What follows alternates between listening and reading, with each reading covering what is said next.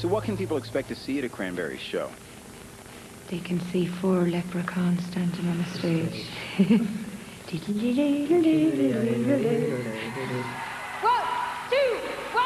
3, 4!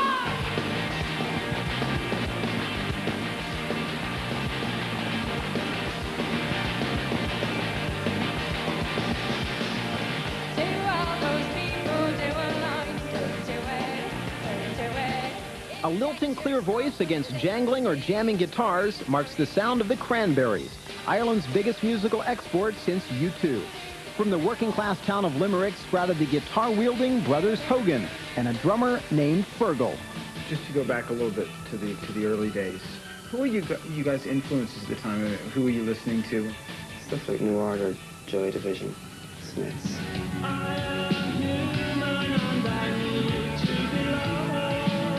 I think we kind of knew more of what band we didn't want to be than a band that we did want to be. We knew we didn't want to be like heavy metal or rap. Meanwhile, in nearby Ballybricken, the 18-year-old girl with killer pipes knew what she didn't like. I remember I went to see a few different bands, but most of them were doing like, Born in the USA. And I was there, I'm not singing that. You know, let's write songs. No, you won't make any money in the pub out of that.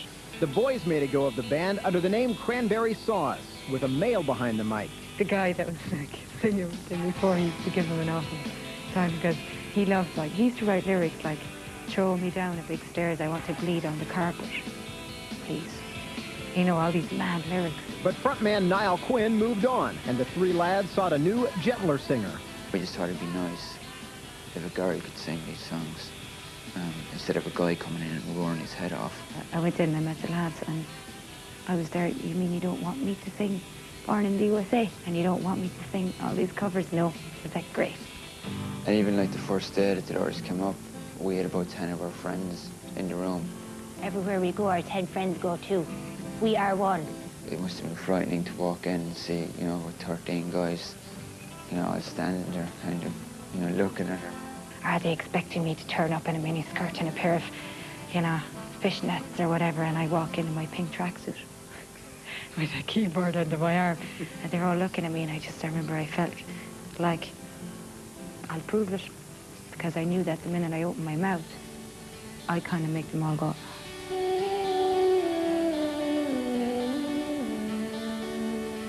Can you talk about the first time you heard her sing? I was just blown away when I heard it. I couldn't believe it.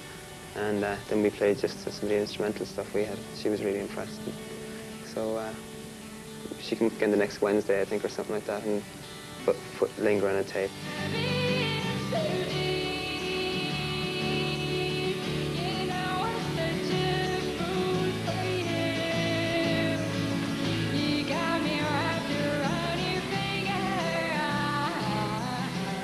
I took it home and wrote the lyrics and put structure on it and wrote the strings.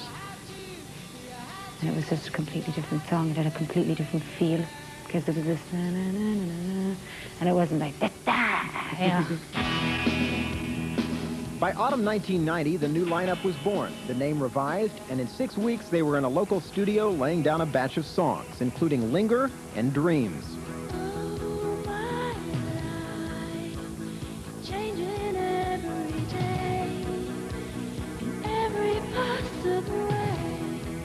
The style that people associate with you, and rightly so, call it just amazing and very unique. Is that something that you had already, by the time you joined the band, it was already a way you sang? Yeah. My parents were so religious. I had to go to church like about 5 or 6 times a week. You sing so many really intense hymns, and when you're singing a hymn, whether it be, I don't know if you saw that Pavarotti performance from the duet.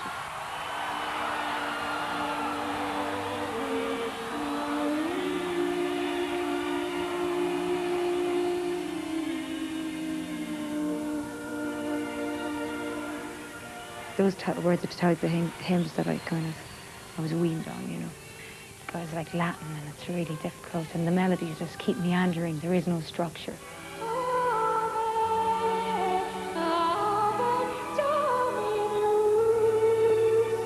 You know, people respond to Catholicism in so many different ways. You know, we see everyone from Sinead O'Connor to Madonna expressing in their own way sort of their take on it. Obviously, Madonna doesn't have great respect for lots of religious things because she exploits them in videos and stuff, you know. I don't like that. I don't like using religious imagery in any kind of warped way. I think it's kind of weird. Obviously, I'd be closer to the Sinead thing on that. Sinead is pretty into her faith and she has respect for everything. Fight the real enemy. Did you have a reaction to the Pope picture thing with Sinead? She had a really rough childhood at the hands of her religious background. There's a lot of war prep going on, a lot of child molesting and all that stuff. I mean, I think she actually probably likes the Pope as a person. Right. She was just using it as an image, and in her head, it was symbolizing the pain she experienced as a child.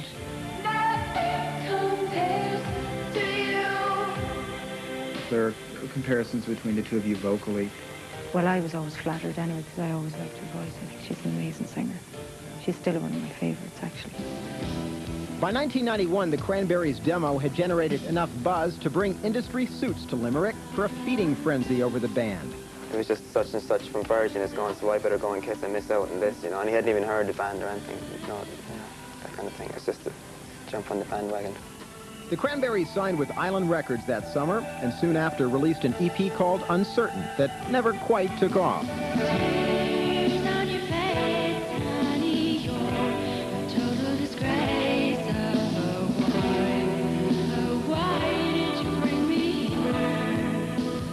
But a new collection of angst-filled songs soon followed. I swore I'd never feel like this again. But you're so selfish, you know. Stephen Street, producer of Cranberry Heroes and mope rockers The Smiths, seemed a natural choice to produce their debut album. Everybody else is doing it, so why can't we?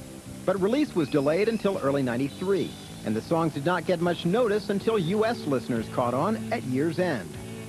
Like, it just kind of happened overnight, really. Someone just had this other record starting to sell. And Linger broke here, it hit here, and it was like, come on, get over to the States, it's happening. So it was like, yee-hoo, we're going to America.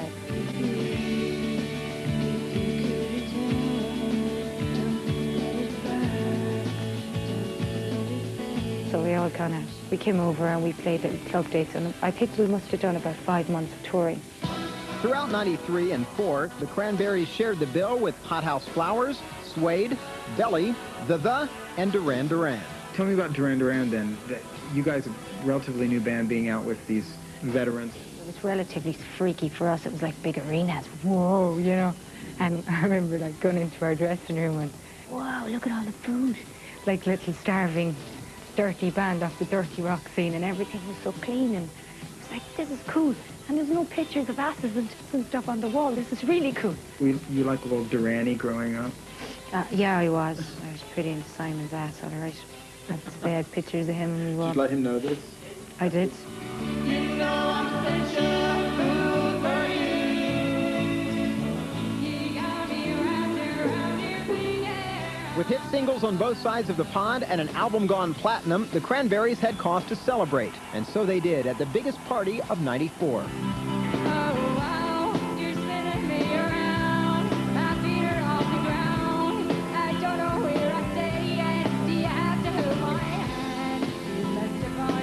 Up next, an Irish jig, a knickers scandal, and a good whipping.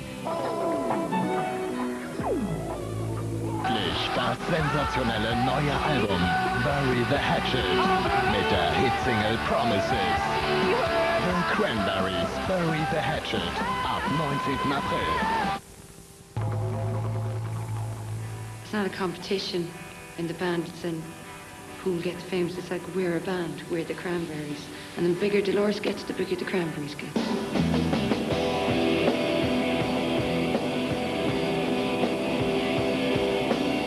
In early '94, with sales of the first album still going full tilt, the Cranberries marched straight back to their comfy couch and producer Stephen Street to record No Need to Argue, released in October of '94.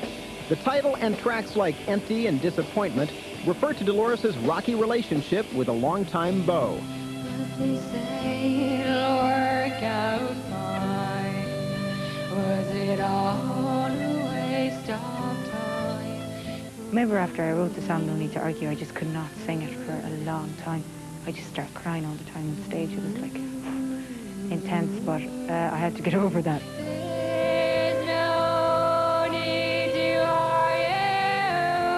But by the time the second album was released, O'Riordan had found a happier love and, dressed in unconventional attire, married former Duran Duran stage manager Don Burton. Dolores and her Canadian mate are trying to settle into life with traditional Irish neighbors. They don't think that I can speak Gaelic, right, because I'm a rock star, right, so they're there. Shinny on Colleen, they'd be there, Shinny on Colleen on Bonacule. They'd say, that's the girl from the Cranberries. And one guy one night was giving out and he was there. I don't know why she marries a Canadian though. Why couldn't she marry an Irish man? And he was there and I was there going, Tá Gaeilge go, I says to him, I have Irish, you know. And he said, oh, he was like mortified, you know. Is that something you'd like to do? Incorporate traditional Irish elements into the performance? See, I think it's a kind of a worn-out cliche for Irish bands to kind of bring in Irish music. So instead, I thought that it would be nice to do a jig. It's part of the Irish culture. I used to dance when I was a little girl, and it's something that I missed a lot, you know. And it gives your vocal cords a rest. Another legacy of Irish culture is political conflict, which became the subject of Zombie, the band's biggest single to date.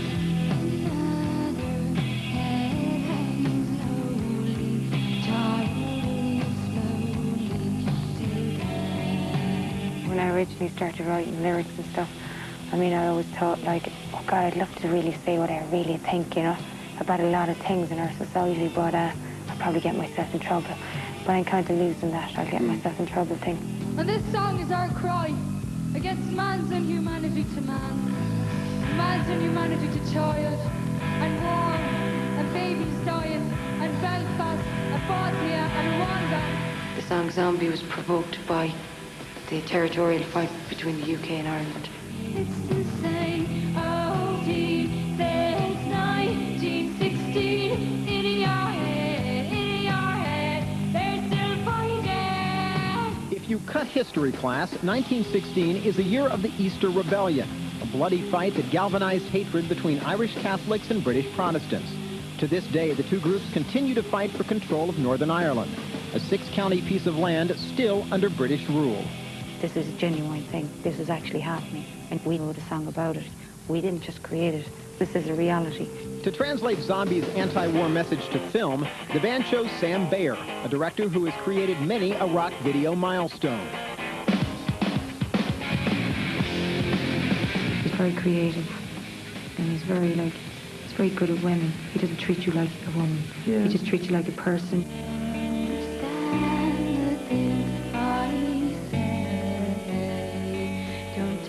Bayer directed the quietly personal Ode to My Family and I Can't Be With You, released only in Europe. Lying in my bed again, and I cry 'cause you're not here. But the creative partnership ended after the video, Ridiculous Thoughts. Ridiculous thoughts are bitter. The concept, I didn't even link in with it. I didn't understand it. So unless you understand it yourself, there's no point, you know. The band reworked the piece with performance footage since, by 1995, the Cranberries had become a touring favorite.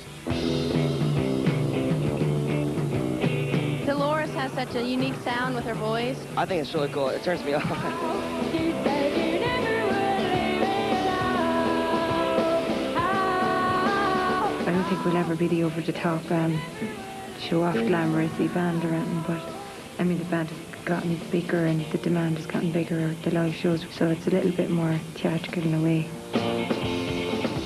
But it's still pretty much just rock and roll.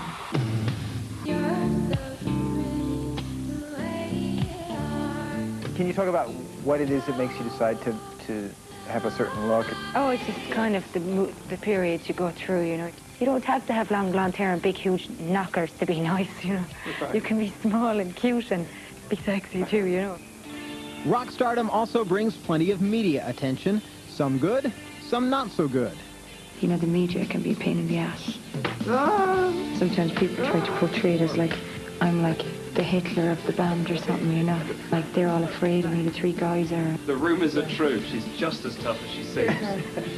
O'Riordan chose not to laugh it off when in July of '95, a tabloid reported that she played a concert minus her underpants. It was something that I would have ignored, but I think my husband wasn't impressed about it. And he was going, do you want to let these people make it out that you use your sexuality to get where you've gotten today? If I wanted to show my ass off, obviously. Hey guys, you would have seen it in videos this stage, you know. So I said, okay, you know, let's go and do something about it. O'Riordan won a settlement and gave the money to War Child, a charity for young victims of war. So it was cool. I cleaned up my reputation, and also some kids got some cash, and some idiot got a kick in the ass who deserved it. Dolores got the last word through a song and video expressing her true feelings about the press. There have been times in my life where I felt like I've been in a cage, you know, because there are you running around stark naked in your house, la la, and there's someone hanging around outside with a camera. So we put the photographers into the cage. Harassment's not my forte, but you do it very well. I'm free to do so.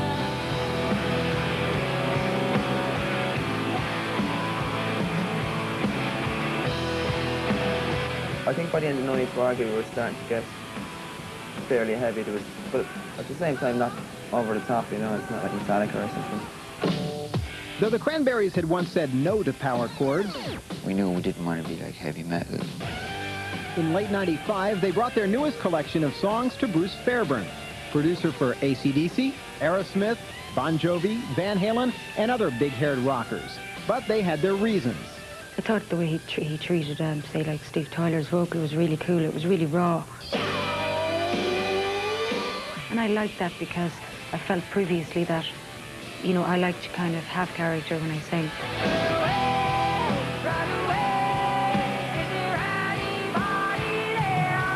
One of the things I really enjoyed about working with the band and working with them as songwriters is that they're able to get back to an arrangement, a format of presenting a song that's there in 3 minutes.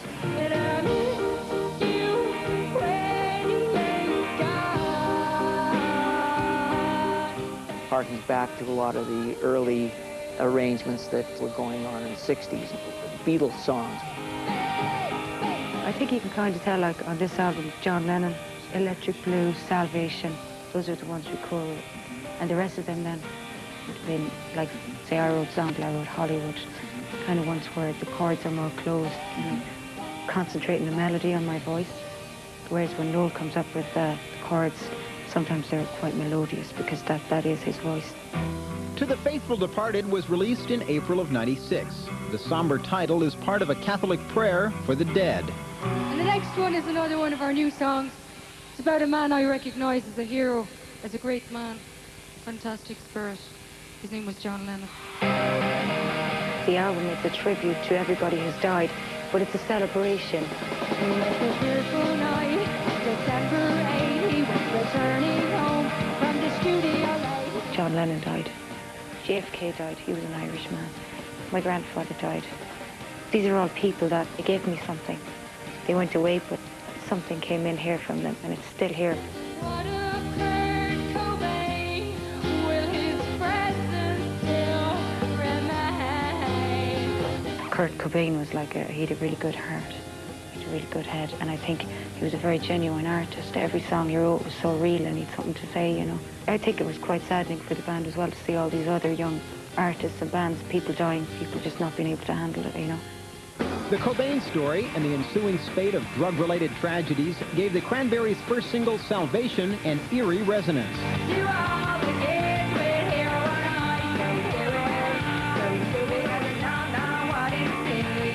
As I understand it, drugs really haven't been much of an issue for you guys.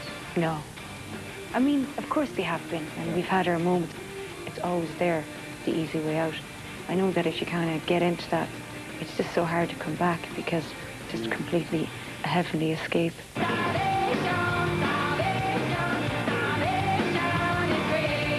Salvation is saying that you can handle it as strong as an individual without taking these substances. You don't have to go and kill yourself.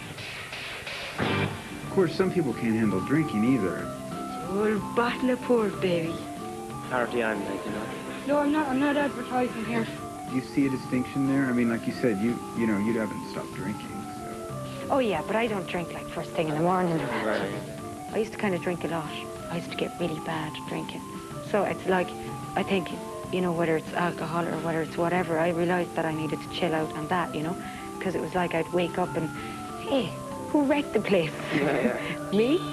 The tour to support the third album was interrupted in June of '96 when Dolores' old ski injury, I've got screws in there and a fiberglass ligament. was hurt again during an Australia show. You're kind of so high you don't feel pain.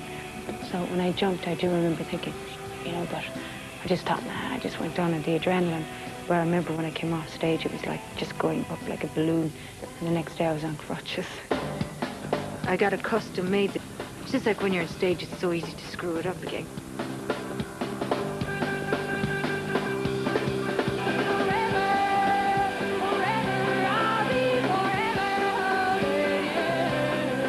You spent so much time on the road the last 3 or 4 years, and yet you're starting a life. You're engaged as well.